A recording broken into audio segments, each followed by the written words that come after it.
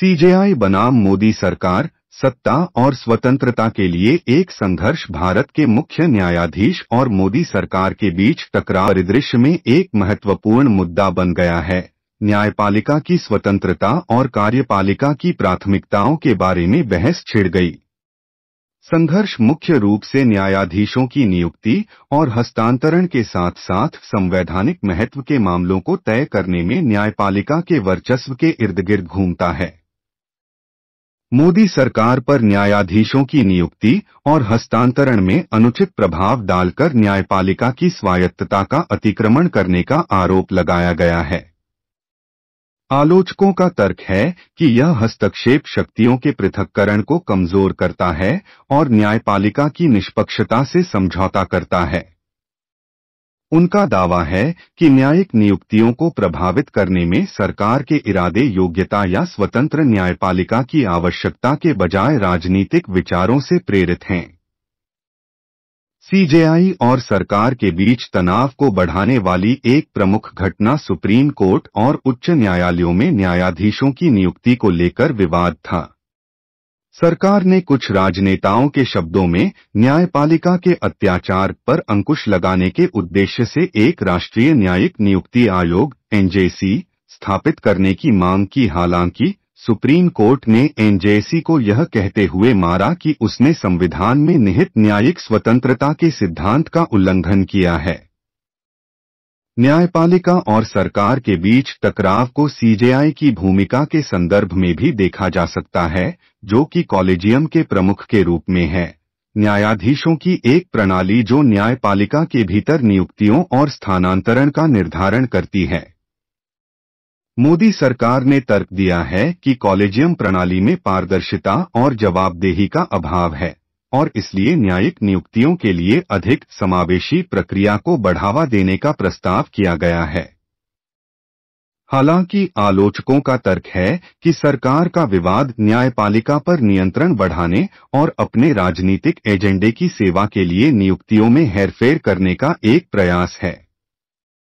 उनका मानना है कि न्यायपालिका की अखंडता और निष्पक्षता बनाए रखने के लिए एक पारदर्शी न्यायिक नियुक्ति प्रक्रिया आवश्यक है। न्यायिक नियुक्तियों के मुद्दे से परे, मोदी सरकार द्वारा कुछ संवैधानिक मामलों से निपटने के बारे में भी चिंताएं हैं। सरकार पर अदालती फैसलों की अवहेलना करने या उनके कार्यान्वयन में देरी करने का आरोप लगाया गया है। उदाहरण के लिए, राष्ट्रीय पात्रता सह प्रवेश परीक्षा एनईटी के कार्यान्वयन के मामले में सर्वोच्च न्यायालय ने बिना किसी देरी के इसे लागू करने के लिए सरकार को असमान रूप से निर्देशित किया था। हालांकि सरकार ने बार बार एक्सटेंशन की मांग की, जिससे अदालत के आदेशों का पालन न करने का आरोप लगाया गया। सीजेआई और मोदी सरकार के बीच चल रही झड़प न्यायपालिका की स्वतंत्रता की सुरक्षा के महत्व पर प्रकाश डालती है।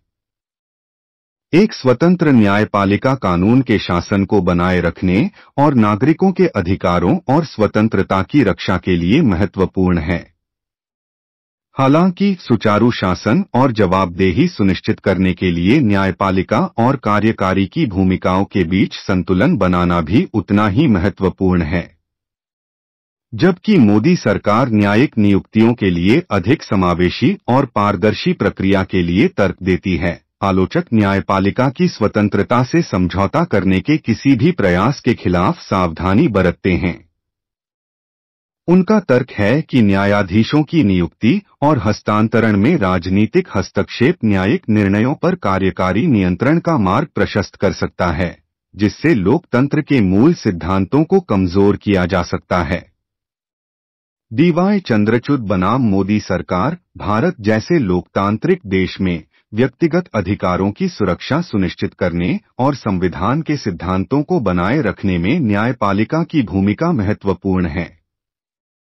भारतीय न्यायपालिका के प्रमुख आंकड़ों में से एक जो लोकतंत्र और व्यक्तिगत अधिकारों के एक मजबूत रक्षक के रूप में उभरा है, वह है जस्टिस डीवाई चंद्रचूड।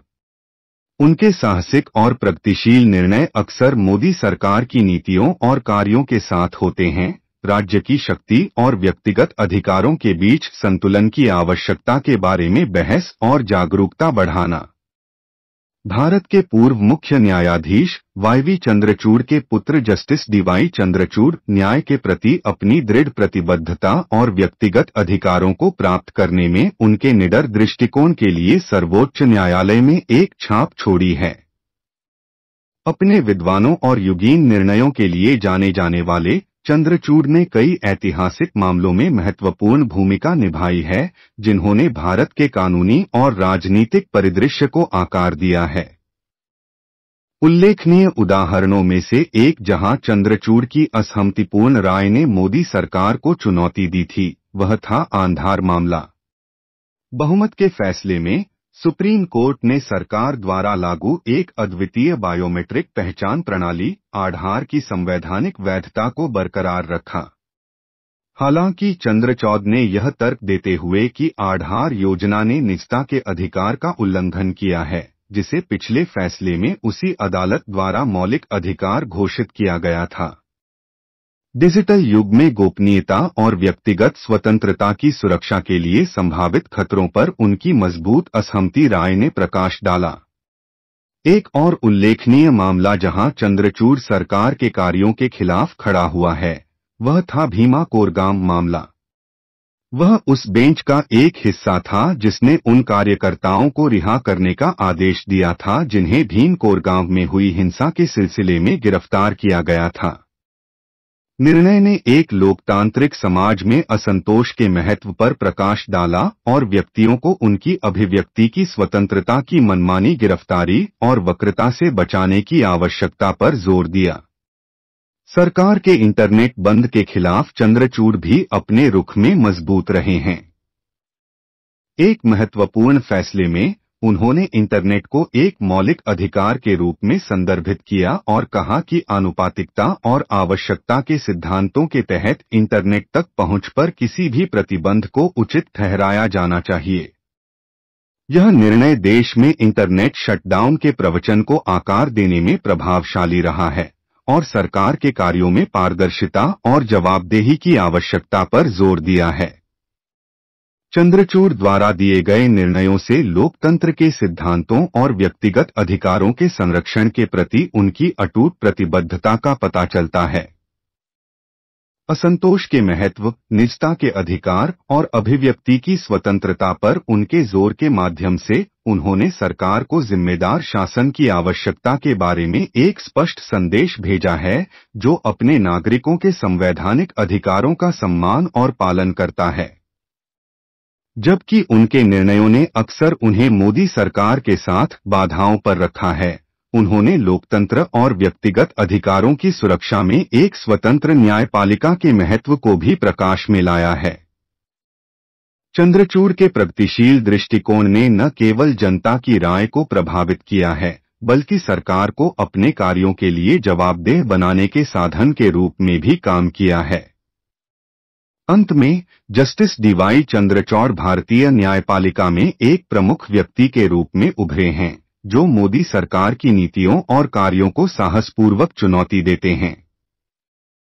लोकतंत्र, व्यक्तिगत अधिकारों के लिए उनकी मजबूत प्रतिबद्धता और संविधान के सिद्धांतों को बनाए रखना एक अनुस्मारक के रूप में कार्य करता है कि न्यायपालिका राज्य शक्ति और व्यक्तिगत स्वतंत्रता के बीच संतुलन सुनिश्चित करने में महत्वपूर्ण भूमिका निभाती है।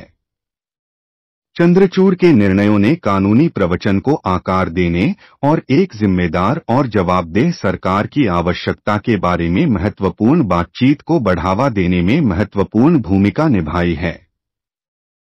निष्कर्ष में सीजेआई और मोदी सरकार के बीच टकराव केवल व्यक्तित्व या शक्ति संघर्ष का मामला नहीं है, बल्कि शक्ति संतुलन और न्यायपालिका की स्वतंत्रता के बारे में एक बुनियादी सवाल का प्रतिनिधित्व करता है। इस संघर्ष का संकल्प भारत के लोकतांत्रिक शासन और संवैधानिक अधिकारों के संरक्षण में महत्वपूर्ण भूमिका निभाएगा। सभी हितधारकों के लिए पारदर्शिता, जवाबदेही को बढ़ावा देना और कानून के शासन के लिए एक मजबूत और निष्पक्ष न्यायपालिका सुनिश्चित करना महत्वपूर्ण है, जो अपनी संवैधानिक भूमिका को प्रभावी ढंग से पूरा कर सके।